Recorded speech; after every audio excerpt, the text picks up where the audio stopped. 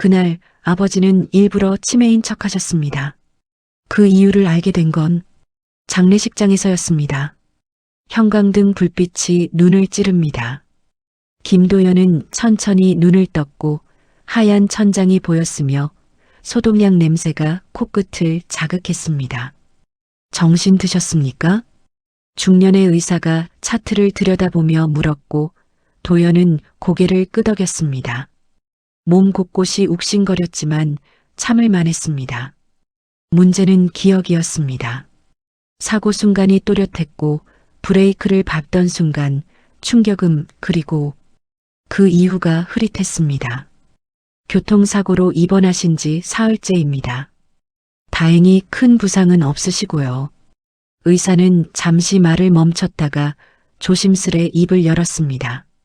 다만 검사 결과를 보니 치매 초기 증상이 보입니다. 기억력 테스트에서 평균 이하의 점수가 나왔고 MRI상으로도 해마 위축이 관찰되는데요. 도연은 의사의 눈을 똑바로 쳐다봤습니다. 침착하고 냉정한 눈빛이었습니다. 그런 그가 갑자기 힘없이 고개를 떨구며 말했습니다.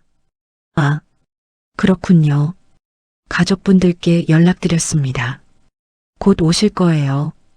의사가 나가고 병실에 다시 정적이 흘렀습니다. 도연은 창밖을 바라보며 나직이 중얼거렸습니다. 아니, 다 잊혀가는 것 같아요. 그의 목소리는 떨렸고 손은 미세하게 떨렸으며 노인의 불안함이 고스란히 드러났습니다. 하지만 그의 눈은 달랐습니다. 너무나 명료했고 계산적이었으며 무언가를 응시하고 있었습니다. 잊은 척이라도 해야 진짜를 볼 수 있겠지. 도연은 다시 천장을 올려다봤습니다. 침대 옆 탁자 위에는 그의 소지품들이 놓여 있었습니다. 지갑, 휴대폰, 그리고 낡은 사진 한 장. 흑백 사진 속에는 젊은 남자와 여자가 웃고 있었고 그 뒤로 오래된 한옥이 보였습니다. 발소리가 들렸습니다. 복도 끝에서 누군가 빠른 걸음으로 다가오고 있었고 여자의 목소리가 간호사와 무언가를 주고받았으며 곧 병실 문이 열렸습니다.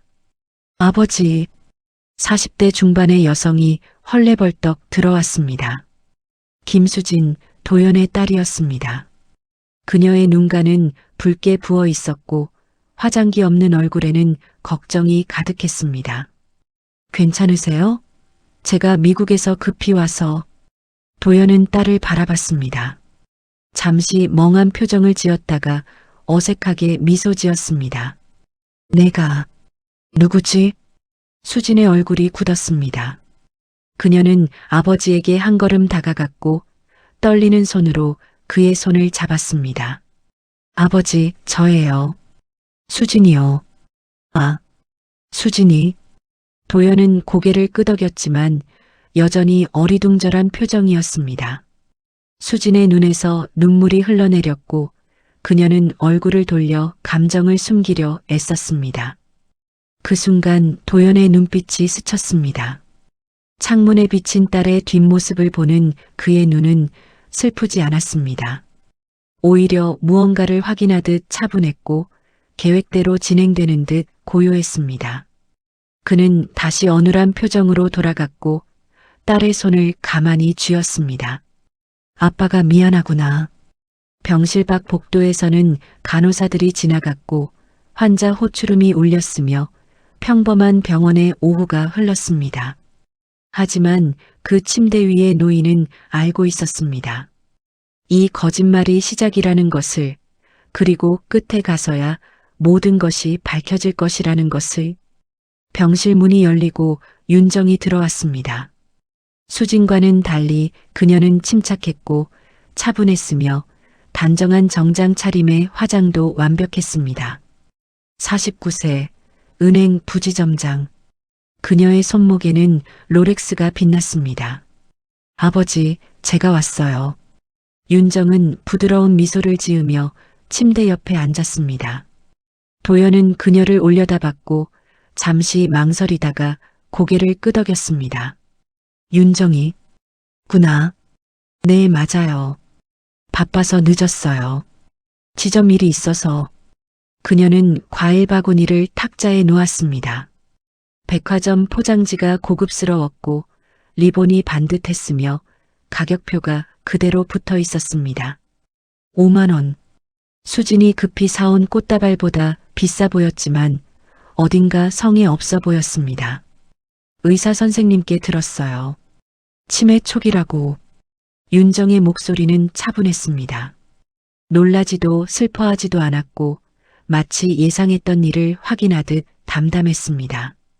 도연은 그저 고개를 숙였고 낡은 병원 팔찌가 손목에서 흔들렸습니다. 걱정 마세요. 제가 다 알아볼게요. 그녀는 의자를 당겨 앉으며 말을 이었습니다. 아버지, 혹시 보험 들어놓으신 거 있으시죠? 보험? 네, 실버보험이요. 작년에 제가 권해드렸잖아요. 기억 안 나세요? 도연은 멍하니 그녀를 바라봤습니다. 윤정은 가방에서 태블릿을 꺼냈고 화면을 켜서 보험 약관을 띄웠으며 손가락으로 쓸어내리기 시작했습니다. 여기 보세요. 치매 진단 시 5천만 원 나와요. 교통사고 입원비도 별도고요. 그래. 보험금 나오면 일단 요양원부터 알아봐야 할 것 같아요. 윤정의 목소리는 여전히 다정했습니다. 하지만 그녀의 눈은 태블릿 화면에 고정되어 있었고 손가락은 계산기를 두드렸으며 입가에는 미세한 미소가 떠올랐습니다. 요양원? 벌써? 아버지, 현실적으로 생각하셔야죠. 수진이는 미국 있고 저도 일 때문에 매일 못 와요. 전문적인 케어가 필요하시잖아요. 도연은 아무 말도 하지 않았습니다.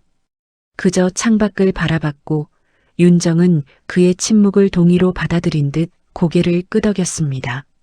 제가 알아본 곳이 있어요. 분당에 있는데 시설도 좋고 관리도 잘 돼요. 월 300만 원 정도 하는데 보험금으로 1년은 거뜬하죠. 그래. 내 생각대로. 다행이에요. 아버지 집도 있으시잖아요.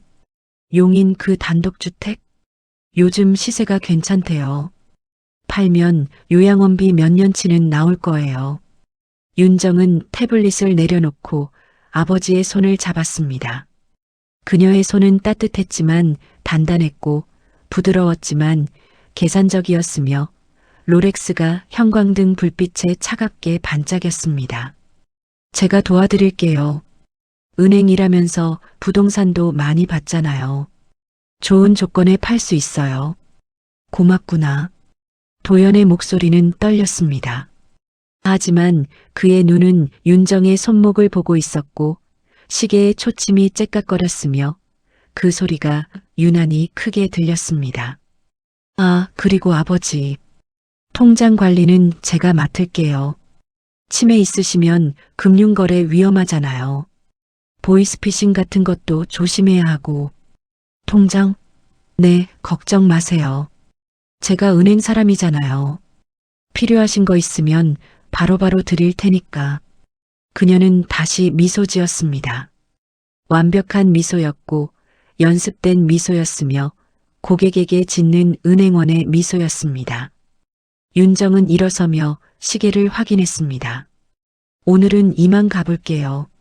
지점에 회의가 있어서. 내일 다시 올게요, 아버지. 그녀는 병실을 나갔고 향수 냄새가 희미하게 남았으며 구두 소리가 복도에 울렸습니다. 도연은 그녀가 완전히 사라질 때까지 기다렸습니다. 그리고 천천히 고개를 돌려 탁자를 바라봤습니다. 5만 원짜리 과일 바구니 가격표가 아직도 붙어 있었고 사과 하나가 멍들어 있었으며 포장만 화려할 뿐이었습니다. 도연은 작게 웃었습니다. 씁쓸한 웃음이었고 예상했던 듯한 웃음이었으며 무언가를 확인한 듯한 웃음이었습니다. 첫 번째 시험은 통과했구나.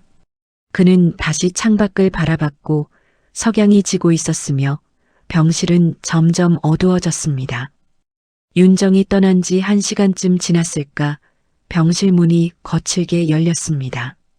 윤호가 숨을 헐떡이며 들어왔고 그의 얼굴은 땀으로 젖어 있었으며 구겨진 셔츠에서는 담배 냄새가 났습니다. 아버지. 그는 침대로 달려와 도연을 껴안았습니다. 갑작스러운 포옹이었고 힘이 들어간 포옹이었으며 도연은 약간 숨이 막혔습니다. 아버지, 정말 걱정했어요. 윤호의 목소리가 떨렸습니다. 그는 아버지의 어깨에 얼굴을 묻었고 흐느끼는 소리를 냈으며 등이 들썩였습니다. 도연은 그의 등을 토닥였습니다. 천천히 기계적으로. 괜찮다. 괜찮아. 윤호는 한참을 그렇게 울다가 고개를 들었습니다. 그의 눈가는 붉었고 눈물 자국이 뺨에 남아 있었으며 입술이 파르르 떨렸습니다. 하지만 이상했습니다. 눈물은 많았지만 눈은 마르지 않았고 흐느낌은 컸지만 눈빛은 흔들리지 않았으며 슬픔보다는 불안이 더 진했습니다. 누나한테 들었어요. 치매라고. 그래. 그런가 보구나. 도연은 힘없이 웃었습니다. 윤호는 재빨리 눈물을 닦았고 침대 옆에 앉았으며 아버지의 손을 꼭 쥐었습니다. 아버지, 저 없으면 안 되죠? 제가 다 챙길게요. 내가? 네, 저요. 누나는 바빠요. 은행 일도 있고 애들 학원 보내는 것도 있고. 근데 전 시간 많잖아요. 시간이 많다는 말이 묘하게 들렸습니다. 윤호는 작년에 치킨집을 접었고 그 전에는 카페를 망했으며 그보다 전에는 온라인 쇼핑몰이 부도났습니다. 시간이 많은 게 아니라 할 일이 없는 거였습니다. 고맙다. 아버지, 제가 매일 올게요. 밥도 챙겨드리고 산책도 시켜드리고 퇴원하시면 저희 집에서 같이 사셔도 되고요. 윤호의 목소리는 간절했습니다. 하지만 그의 손은 떨렸고 시선은 자꾸 탁자 위를 훑었으며 무언가를 찾는 듯 했습니다. 윤호야. 네, 아버지. 넌 요즘 뭐하고 지내니? 순간 윤호의 표정이 굳었습니다. 그는 헛기침을 했고 시선을 피했으며 억지로 웃음을 지었습니다. 그냥 이것저것 알아보는 중이에요. 곧 좋은 기회 올 거예요. 그래. 윤호는 주머니에서 무언가를 꺼냈습니다.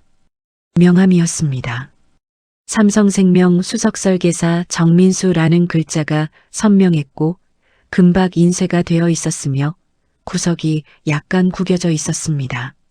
아, 이거 아버지 드리려고 가져왔어요. 제 친구인데 보험 전문가예요. 보험? 네, 아버지 보험 있으시잖아요. 근데 지금 상태에서 더 보완하면 좋을 것 같아서 수술비 특약도 추가할 수 있고 간병비도 더 받을 수 있대요. 도연은 명함을 받아들었습니다. 천천히 마치 처음 보는 것처럼. 윤호는 그 모습을 보며 더 설명을 이었습니다. 그리고 이게 아버지가 좀 불편하실 수도 있는데. 그는 가방에서 서류 봉투를 꺼냈습니다. A4 용지가 여러 장 들어 있었고 어딘가에 이미 사인이 되어 있었으며 윤호의 손가락이 특정 부분을 가리켰습니다. 보험금 수령인 변경 신청서예요. 지금은 누나로 되어 있는데 제 이름으로 바꾸는 거예요. 왜? 아버지, 실은요. 윤호는 목소리를 낮췄습니다. 주위를 살피듯 고개를 돌렸고 다시 아버지에게 바짝 다가왔으며 속삭이듯 말했습니다. 누나가 돈 독차지하려고 해요. 요양원 보낸다는 것도 핑계고 사실은 집 팔아서 본인이 쓰려는 거예요. 전 알아요. 그래.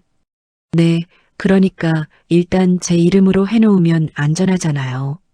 물론 아버지 쓰시는데 다 쓸 거예요. 제가 관리만 하는 거죠. 윤호는 펜을 꺼내 도연에게 건넸습니다. 볼펜이었고 검은색이었으며 잉크가 잘 안 나오는지 여러 번 종이에 긁었습니다. 여기 사인만 해주시면 돼요. 간단해요. 도연은 펜을 받았습니다. 손이 떨렸고 펜촉이 서류 위를 맴돌았으며 윤호는 숨을 죽이고 지켜봤습니다. 그의 눈빛은 초조했고 입술은 바짝 말랐으며 이마에 땀이 맺혔습니다. 아버지, 빨리요. 간호사 오기 전에. 그 순간 도연이 펜을 놓았습니다. 서류 위 사일란 바로 옆에 윤호의 얼굴이 환해졌고 그는 재빨리 서류를 집어들었으며 확인하듯 사일란을 들여다봤습니다. 하지만 거기엔 아무것도 없었습니다. 아버지, 미안하다. 손에 힘이 없어서. 도연은 미안한 표정을 지었습니다. 윤호는 잠시 당황했지만 곧 웃음을 지었고 다시 펜을 아버지 손에 쥐어주었으며 자신의 손으로 감싸주었습니다. 괜찮아요. 제가 도와드릴게요.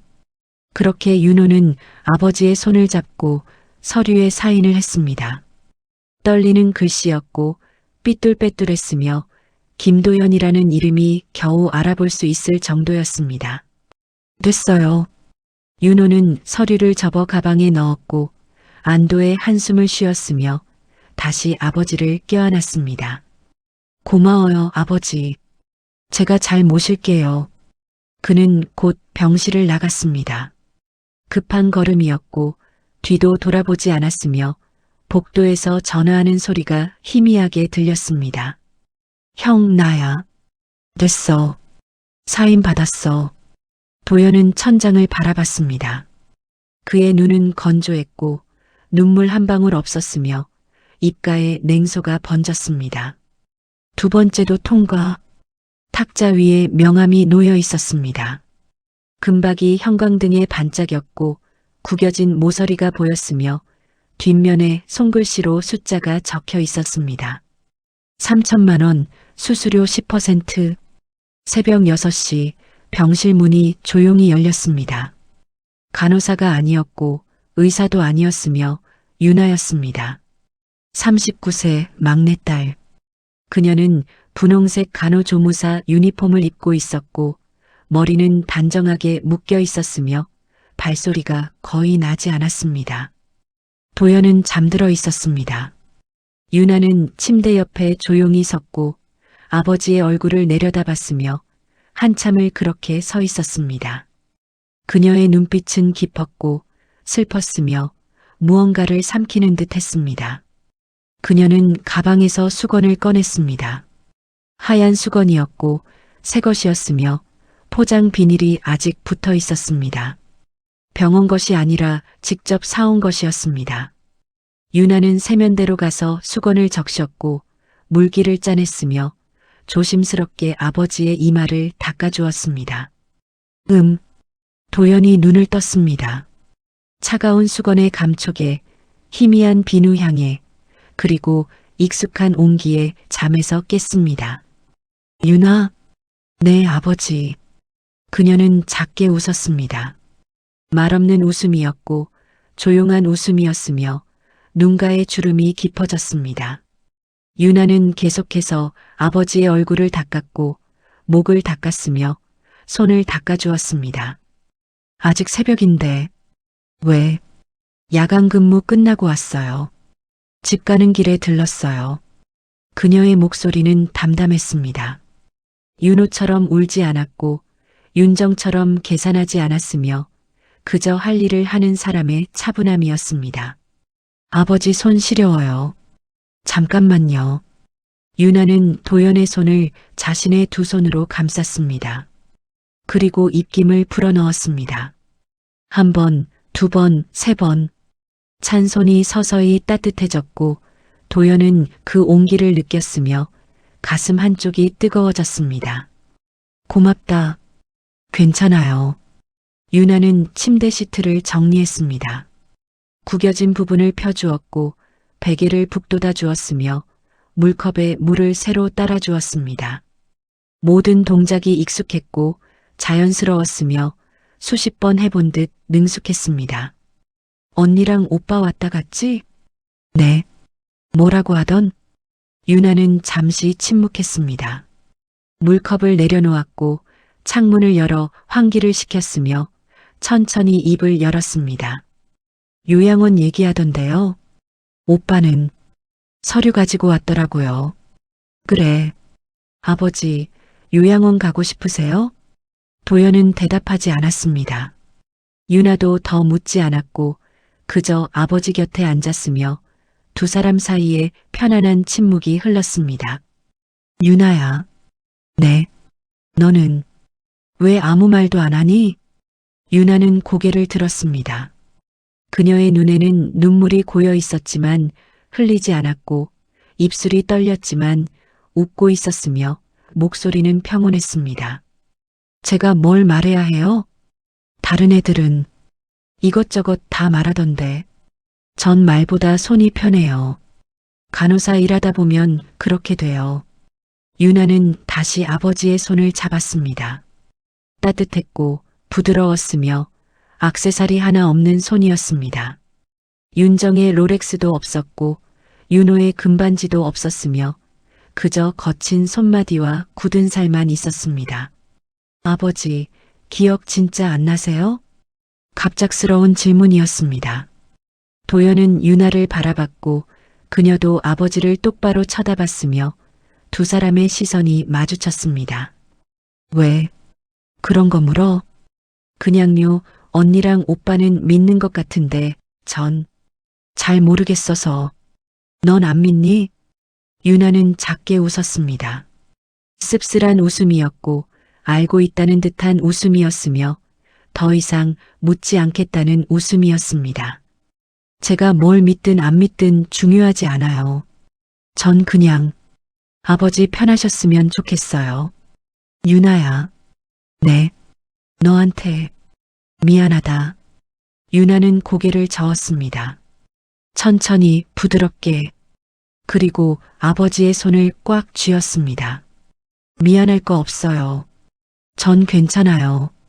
그녀는 일어섰습니다.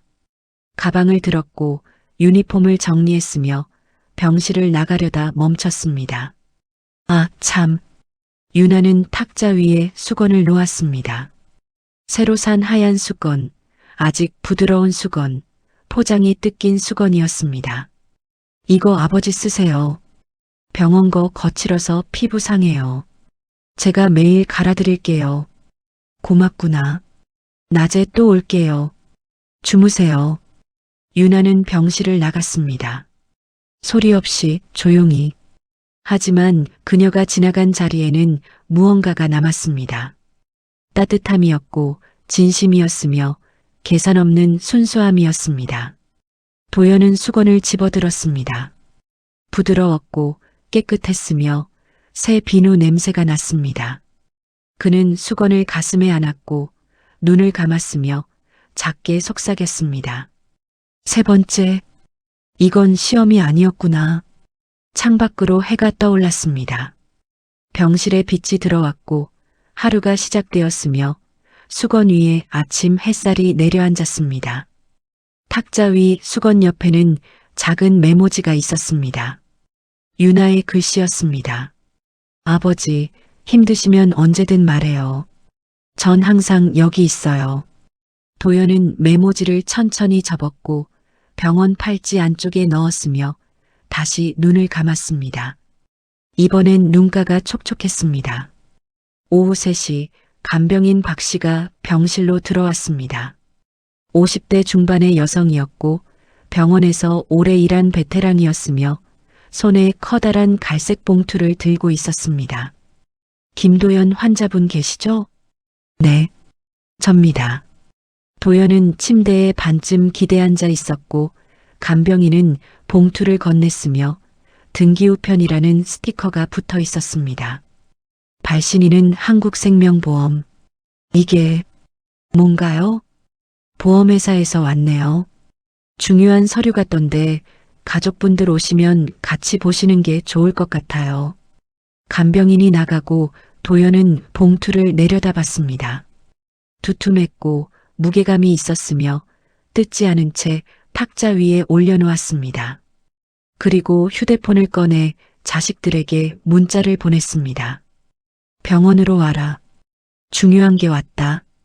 1시간 뒤 세 남매가 모두 모였습니다. 윤정은 정장 차림이었고 윤호는 급히 온 듯 헝클어진 머리였으며 유나는 간호복을 입은 채였습니다. 아버지, 급히 오라고 하셔서 윤정이 말을 잇지 못했습니다. 도연이 탁자 위에 봉투를 가리켰기 때문입니다.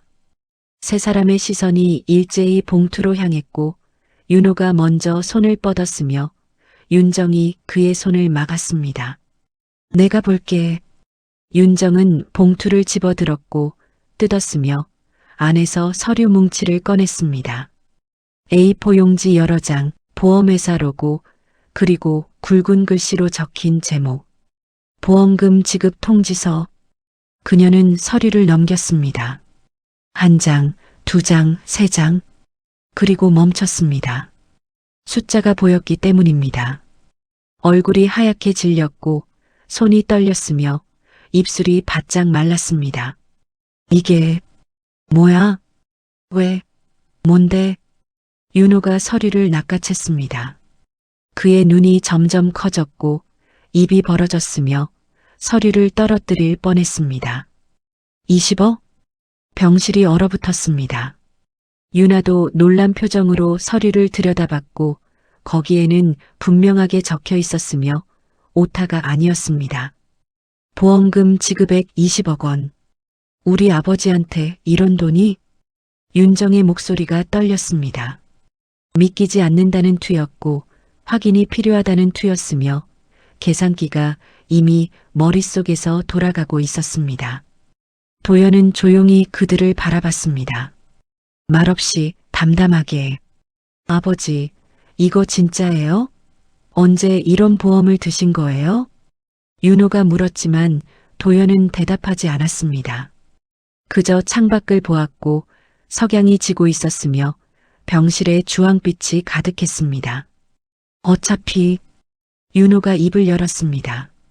목소리가 낮았고 조심스러웠으며 누나의 눈치를 살폈습니다. 어차피 치매시잖아. 위임장 받아야 할 것 같은데. 위임장? 응. 아버지가 직접 처리하시긴 힘드시잖아. 우리가 대신. 닥쳐. 유나였습니다.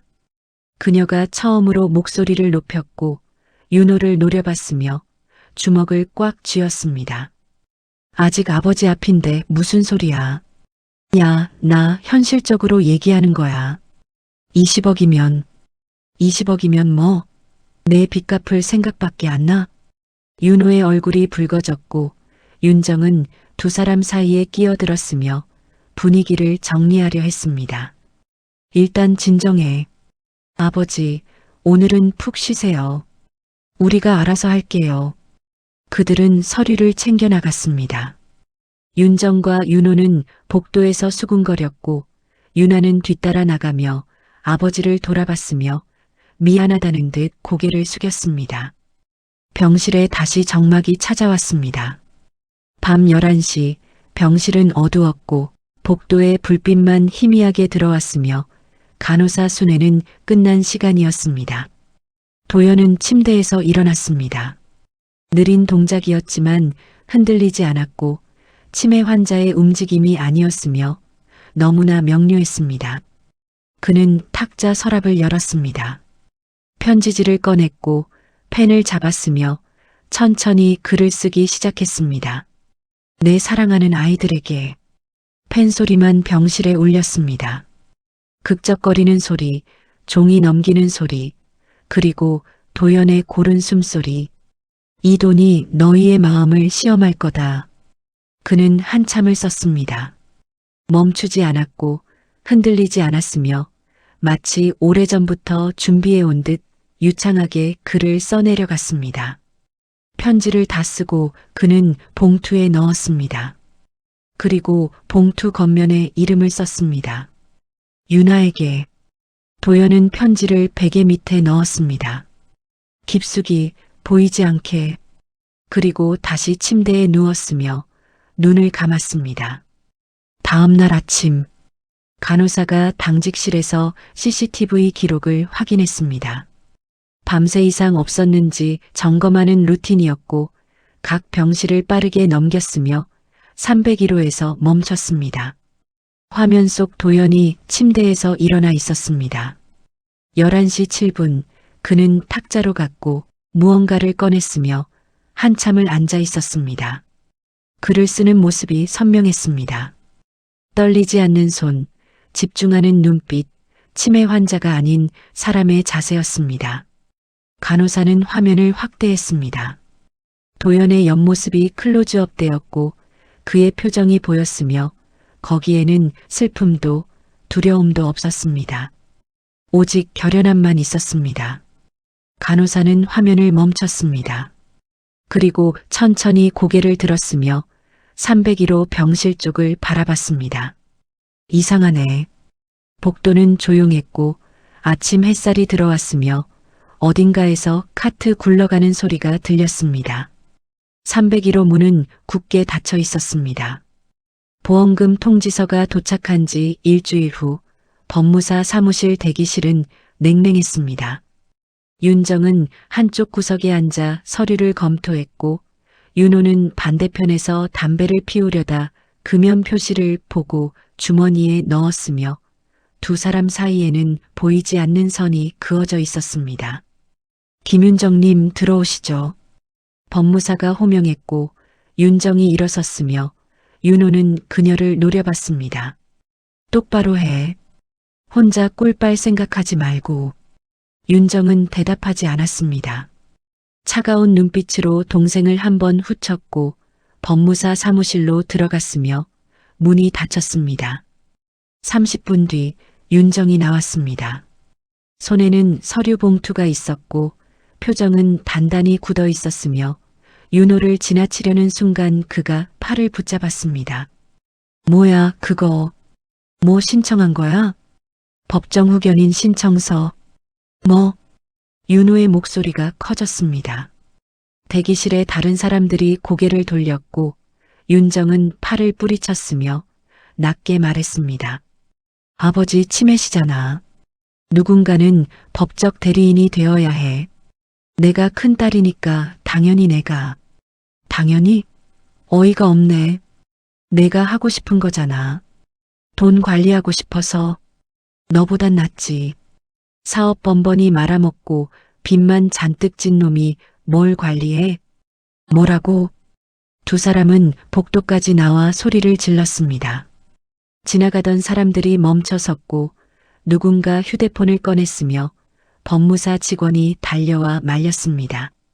여기서 이러시면 곤란합니다. 진정하세요. 사흘 후 윤호도 같은 법무사를 찾았습니다. 아니, 다른 법무사였습니다. 더 큰 로펌이었고 더 비싼 곳이었으며 그는 상담료를 신용카드로 긁었습니다. 후견인 신청이 중복되면 어떻게 되나요? 법원에서 판단합니다. 누가 더 적합한지. 제가 아들인데 딸보다 우선 아니에요? 아닙니다. 성별은 관계없고 피후견인의 이익을 가장 잘 대변할 수 있는 사람을 선정하죠. 변호사는 안경을 고쳤으며 덧붙였습니다. 그리고 혹시 누님께서 부적절한 방법으로 재산을 처분하려 한 증거가 있으신가요? 윤호는 가방을 뒤졌습니다. 서류를 꺼냈고 인쇄물들을 펼쳤으며 그중 하나를 내밀었습니다. 이거요. 누나가 부동산 중개사랑 통화한 녹음 파일이에요. 아버지 집 시세 알아보고 있었어요. 변호사의 눈빛이 날카로워졌습니다. 이걸로 고소할 수 있어요? 가능은 합니다. 치매 노인 재산 편취 시도로. 일주일 후 윤정도 변호사를 선임했습니다. 그녀 역시 증거를 들고 왔고 윤호가 아버지를 압박해 서류에 사인받은 CCTV 영상이었으며 변호사는 고개를 끄덕였습니다. 이건 명백한 사기죠. 후견인 등록 조작 시도로 갑니다. 승산 있나요? 충분합니다. 그렇게 남매는 서로를 고소했습니다. 윤호는 윤정을 고소했고 윤정은 윤호를 고소했으며 법원에는 두 건의 고소장이 동시에 접수되었습니다. 열흘 후 기사가 났습니다. 인터넷 포털 메인 화면에 떴고 클릭 수가 급증했으며 댓글이 폭주했습니다. 치매 아버지 20억 보험금 두고 형제 법정 싸움. 기사 내용은 상세했습니다. 75세 김모 씨가 치매 진단을 받았고 20억 원의 보험금이 나왔으며 자녀들이 후견인 자리를 두고 법적 다툼을 벌이고 있다는 내용이었습니다. 댓글들이 달렸습니다. 자식이 이럴 수가. 돈 앞에 가족 없다더니 이름 공개 안 되나? 창피한 줄 알아야지. 아버지 아직 살아계신데 저게 뭐하는 짓이야. 기사는 SNS로 퍼졌고 커뮤니티에 올라갔으며 윤정과 윤호의 직장에까지 알려졌습니다. 병원 301호실. 저녁 7시 뉴스 시간이었습니다. 도연은 침대에 기대 앉아 TV를 보고 있었고 간호사가 저녁약을 가져왔으며 화면에서 앵커가 말했습니다. 고령화 사회의 어두운 단면을 보여주는 사건입니다. 치매 진단을 받은 노인의 거액 보험금을 두고 자녀들이 법정 다툼을 벌여 논란이 되고 있는데요. 화면이 전환되었습니다. 법원 건물이 나왔고 모자이크 처리된 사람들이 보였으며 자막이 떴습니다. 김도연 씨 75세, 자녀들, 후견인 지정 소송 중. 도연은 화면을 응시했습니다. 표정이 없었고 눈빛이 고요했으며 약을 먹지도 않았습니다. 환자분, 약 드셔야죠. 간호사가 물컵을 건넸지만 도연은 듣지 못하는 듯 했습니다. TV에서 인터뷰가 나왔고 법률 전문가가 말했으며 화면 하단에 실시간 댓글이 흘러갔습니다. 이런 분들 보면 안타까워요. 평생 자식 키웠는데 말년에 이런 대우를 받으시다니. 복도에서 발소리가 들렸습니다. 누군가 병실 쪽으로 오고 있었고 목소리가 들렸으며 윤아였습니다. 아버지. 그녀는 병실 문을 열려다 멈췄습니다. TV 소리가 들렸기 때문입니다. 뉴스였고 자신의 가족 이야기였으며 아버지의 이름이 나오고 있었습니다. 윤아는 문고리를 잡은 채 얼어붙었습니다. 들어갈 수도 물러날 수도 없었고 그저 문틈으로 아버지의 뒷모습만 보였으며 그 어깨가 너무나 작아 보였습니다. 환자분, 괜찮으세요? 간호사의 목소리가 들렸습니다. 그리고 도연의 대답. 괜찮아요. TV 좀 꺼주시겠어요? 화면이 꺼졌습니다. 병실이 어두워졌고 복도 불빛만 남았으며 윤아는 조용히 몸을 돌렸습니다. 그녀는 복도 끝으로 걸어갔습니다.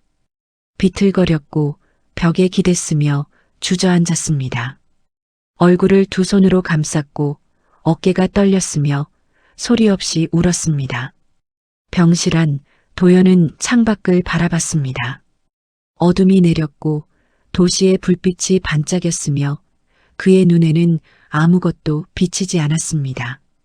베개 밑에서 편지 봉투의 모서리가 보였습니다. 윤아에게.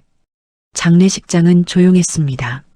문상객들이 떠나고 하얀 국화만 남았으며 세 남매가 영정 앞에 앉아 있었습니다. 윤정은 검은 상복을 입고 있었지만 롤렉스를 차고 있었고 윤호는 눈이 충혈되어 있었지만 시선은 허공을 떠돌았으며 윤아만이 아버지의 영정을 똑바로 바라보고 있었습니다. 이제 변호사님 오신대. 윤정이 나직이 말했습니다. 유언장 집행을 위한 변호사였고 약속 시간이었으며 세 사람은 모두 무엇을 기다리는지 알고 있었습니다. 변호사가 들어왔습니다.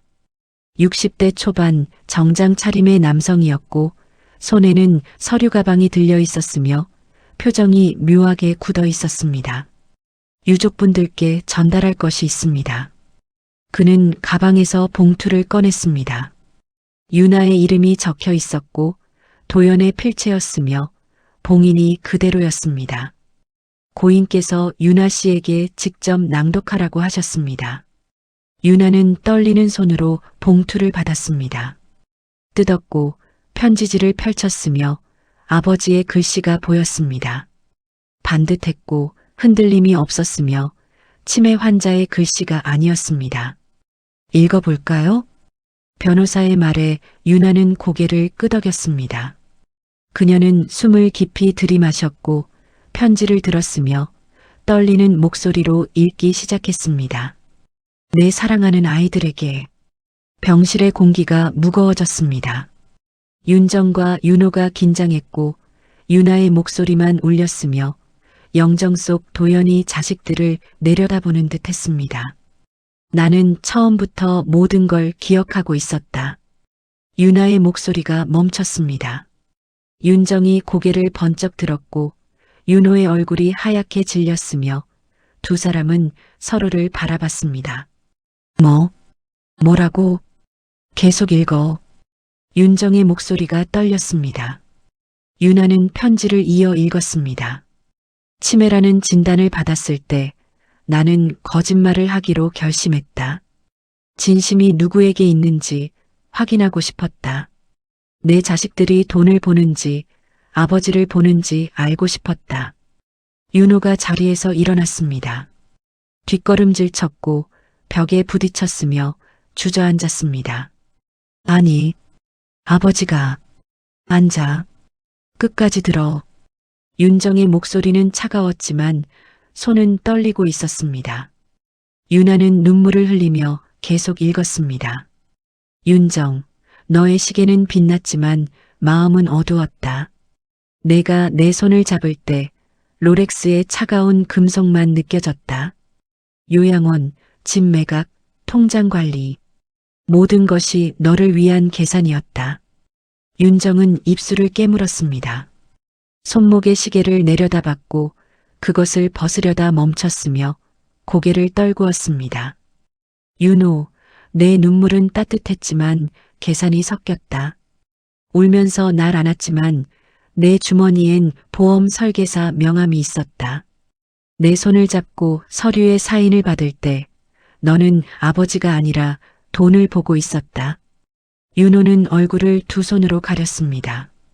어깨가 떨렸고 흐느끼는 소리가 났으며 이번엔 진짜 눈물이었습니다. 유나, 내 손의 온기가 내 마지막 기억이었다. 유나의 목소리가 완전히 깨졌습니다. 눈물이 편지에 떨어졌고 글씨가 번졌으며 그녀는 한참을 멈춰 있다가 마지막 문장을 읽었습니다. 너만이 돈이 아닌 아버지를 봐주었다. 새벽에 와서 내 손을 녹여주고 수건을 갈아주고 말없이 곁에 있어주었다. 그것이 진짜 사랑이었다. 침묵이 흘렀습니다. 길고 무겁고 숨막히는 침묵이었습니다. 변호사가 입을 열었습니다. 고인의 유언에 따라 보험금 20억 원은 다음과 같이 분배됩니다. 그는 다른 서류를 꺼냈고 공증이 되어 있었으며 법적 효력이 있었습니다. 10억 원은 막내딸 김유나 씨에게 전액 상속합니다. 유나는 고개를 저었습니다. 받고 싶지 않다는 듯, 원하지 않았다는 듯. 하지만 변호사는 계속했습니다. 나머지 10억 원은 치매 환자 보호재단에 기부합니다. 고인의 이름으로. 윤정이 벌떡 일어났습니다. 이게 말이 돼? 우린? 유언장에 다른 상속인에 대한 언급은 없습니다. 말도 안 돼. 우리도 법적으로 자식이야. 유류분 청구는 가능합니다만. 변호사는 안경을 고쳤으며 차갑게 말했습니다. 고인께서 생전에 이미 증여하신 재산이 있습니다. 윤정 씨 댁 전세자금 2억, 윤호 씨 사업자금 3억. 법정 상속분을 이미 초과하셨습니다. 윤정의 얼굴이 창백해졌고 윤호는 아무 말도 못했으며 두 사람은 그저 서 있을 뿐이었습니다.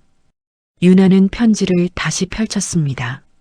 마지막 문장이 있었고 작은 글씨로 적혀 있었으며 그녀만을 위한 말이었습니다. 유나야, 미안하다. 그리고 고맙다. 내 손의 온기를 기억하며 편히 갈 수 있었다. 그녀는 편지를 가슴에 안았습니다.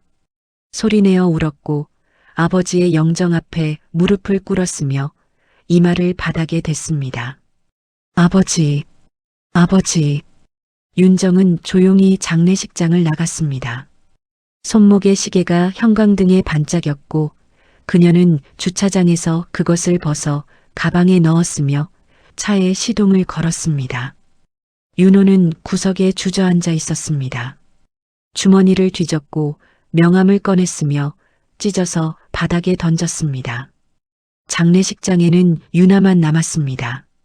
그녀는 하얀 수건을 꺼냈습니다. 아버지께 드렸던 그 수건, 아직도 깨끗한 그 수건이었고 영정 앞에 놓았습니다. 영정 속 도연은 미소 짓고 있었습니다.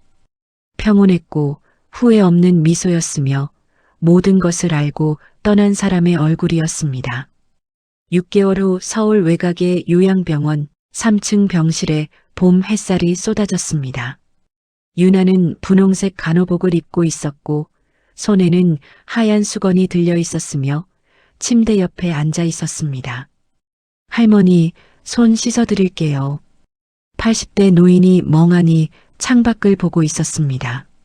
중증 치매였고 가족은 한 달에 한 번 올까 말까였으며 대부분의 시간을 혼자 보냈습니다. 윤아는 수건을 적셨습니다. 따뜻한 물에 담갔고 물기를 짜냈으며 할머니의 손을 조심스럽게 잡았습니다. 거칠었고 주름투성이었으며 손톱 사이에 때가 끼어 있었습니다. 손 참 예쁘시네요. 할머니는 반응이 없었습니다. 하지만 윤아는 계속 말을 걸었고 손가락 하나하나를 닦았으며 손등을 쓰다듬어 주었습니다. 햇살이 수건을 비췄습니다. 그때 모서리에 자수가 보였고 파란 실로 수노인 이름이 있었으며 김도연이라고 적혀 있었습니다. 윤아는 수건을 잠시 들여다봤습니다. 아버지가 쓰시던 수건이었고 장례식 후 유품을 정리하며 발견했으며 그때부터 늘 가지고 다녔습니다. 출근할 때도 퇴근할 때도 환자를 돌볼 때도. 할머니, 따뜻하죠? 윤아는 할머니의 손을 자신의 두 손으로 감쌌습니다. 그리고 입김을 불어넣었습니다. 아버지께 했던 것처럼, 그때 배운 것처럼. 찬 손이 서서히 따뜻해졌고 할머니의 눈빛이 조금 살아났으며 희미하게 미소 지었습니다. 예쁘네. 할머니가 중얼거렸습니다. 수건을 보는지 윤아를 보는지 아니면 먼 기억 속 누군가를 보는지 알 수 없었습니다. 하지만 그 미소는 진짜였고 따뜻했으며 윤아의 가슴을 뭉클하게 했습니다. 할머니, 손 다 씻었어요. 이제 점심 먹으러 가실까요? 윤아는 할머니를 휠체어에 앉혔습니다. 담요를 덮어드렸고 복도로 나갔으며 봄바람이 창문 사이로 들어왔습니다. 벚꽃이 흩날렸고 분홍빛 꽃잎이 복도에 날렸으며 봄이 왔습니다. 식당에는 환자들이 모여 있었습니다. 누군가는 혼자 밥을 먹었고 누군가는 간호사의 도움을 받았으며 대부분 말이 없었습니다. 하지만 윤아는 각자에게 말을 걸었습니다. 할아버지, 오늘 국 맛있어요. 이모님, 머리 예쁘시네요. 아저씨, 오늘 날씨 좋죠? 대답은 거의 없었습니다. 하지만 윤아는 개의치 않았고 계속 웃었으며 환자들 사이를 돌아다녔습니다. 수건을 어깨에 걸친 채 아버지 이름이 햇빛에 반짝이며 오후 휴게실. 윤아는 커피를 마시며 창밖을 바라봤습니다. 정원에 벚나무가 있었고 꽃이 활짝 피어 있었으며 바람에 꽃잎이 흩날렸습니다. 옆 테이블에서 간호사들이 수군거렸습니다. 윤아 씨, 요즘 부쩍 밝아진 것 같아. 응, 예전엔 좀 어두웠는데. 무슨 좋은 일 있어? 윤아는 그들의 말을 듣고 있었지만 대꾸하지 않았습니다. 그저 커피를 마셨고 창밖을 보았으며 작게 미소 지었습니다. 가방에서 편지를 꺼냈습니다. 아버지의 마지막 편지였고 이미 수십 번 읽었으며 모서리가 달아 있었습니다. 마지막 문장을 다시 읽었습니다. 유나야, 내 손의 온기를 기억하며 편히 갈 수 있었다. 그녀는 편지를 접었습니다. 가슴에 품었고 눈을 감았으며 아버지의 얼굴이 떠올랐습니다. 병실에서 자신의 손을 잡던 그 순간, 말없이 고마워하던 그 눈빛, 마지막으로 나눈 침묵의 대화. 아버지는 결국 마음이란 걸 남기셨다. 유나는 혼잣말로 중얼거렸습니다. 간호사들은 듣지 못했고 커피 자판기 소리만 들렸으며 창밖 새소리가 희미하게 들렸습니다. 20억보다 큰 유산은 사랑이었다. 그녀는 자리에서 일어났습니다. 커피잔을 치웠고 수건을 다시 챙겼으며 복도로 나갔습니다. 해야 할 일이 많았습니다. 손 씻어드릴 환자들, 산책시켜드릴 어르신들, 말동무가 필요한 사람들, 301호 병실, 또 다른 치매 환자가 있었습니다. 70대 남성이었고 최근에 입원했으며 가족들이 한 번도 오지 않았습니다. 유나는 문을 열었습니다. 할아버지, 제가 왔어요. 노인은 무표정했습니다.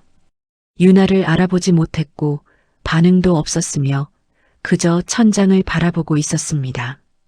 유나는 수건을 꺼냈습니다. 아버지 이름이 수놓인 수건을 적셨고 할아버지 곁에 앉았으며 손을 잡았습니다. 손 씻어드릴게요. 따뜻하죠? 그녀는 손을 닦아주었습니다. 천천히 정성스럽게, 마치 아버지께 하듯, 사랑하는 사람에게 하듯, 그리고 자신의 손으로 할아버지 손을 감쌌습니다.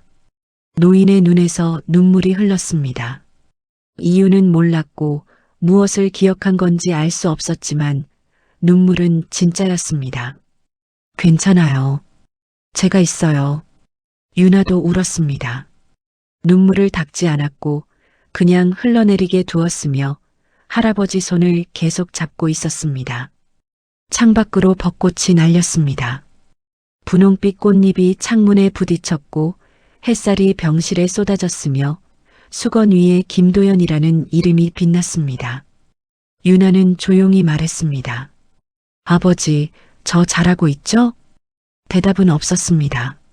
하지만 햇살이 더 따뜻해졌고 바람이 부드러워졌으며 어딘가에서 아버지가 미소 짓는 것 같았습니다. 저녁 퇴근길, 유나는 병원을 나섰습니다.